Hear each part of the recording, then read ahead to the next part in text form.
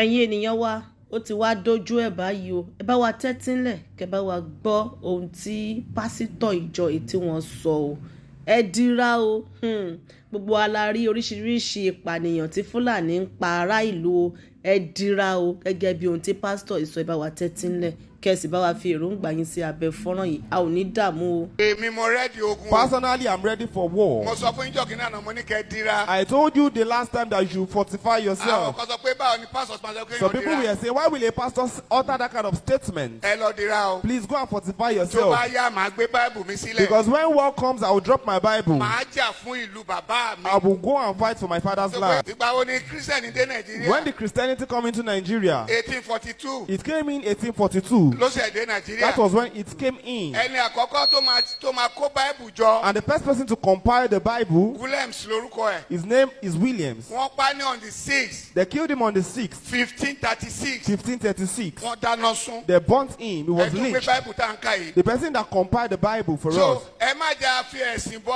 inú afẹ́jà fúnlẹ̀ bàbá So wa. don't let us put religion into our culture or for fight for our father's Màá land. dira. I will fortify màá myself síwájú ogun. and I'll be a leader. wọ́n tó de lè dira fún ènìyàn. And if you can fortify people, Máa bọ̀. fortify a them. máa dira a máa jagun náà. We will fight that war. màá gbé báìbù sílẹ̀. I will drop my Bible nítorí ilẹ̀ bàbá mi. because of my father's land. ṣe bíbélì sọ. Because the Bible says it. Hébérù 6 verse 1. Hebrews 6 verse ó ní ká 1. fi ẹ̀kọ́ Kristi tì It náà. says, set aside the teachings of ká ṣe Christ pípé. and let us do what is ẹ jẹ́ complete. àkọ́kọ́ fi ti Kristi tì We náà. will now put it ká aside. lọ jà fúnlẹ̀ bàbá wa. Let's fight for our father's ká land. máa sọ pé kí Jésù ràn wá lọ́wọ́. And we tell Jesus to help us. kó ràn wá lọ́wọ́. To help us in the war for our father's land. ohun tá a máa ṣe nìyẹn o. That's what we are going to do. ẹ̀yin ènìyàn wa ṣẹ́yìn náà ti bá wa gbọ́ gbogbo ọ̀rọ̀ tí pásítọ̀ ìjọ Ọlọ́run yìí tí wọ́n sọ wọ́n ní àbọ̀ ọ̀rọ̀ la máa ń sọ fọ́mọlúwàbí o tó bá dénú ẹ̀ àdòdìdì ẹ jọ̀ọ́ kí ló ń tẹ̀yìn náà bá wa rí sọ sí ìmọ̀ràn àti àwọn ọ̀rọ̀ ìṣítí tí pásítọ̀ yìí tí wọ́n sọ o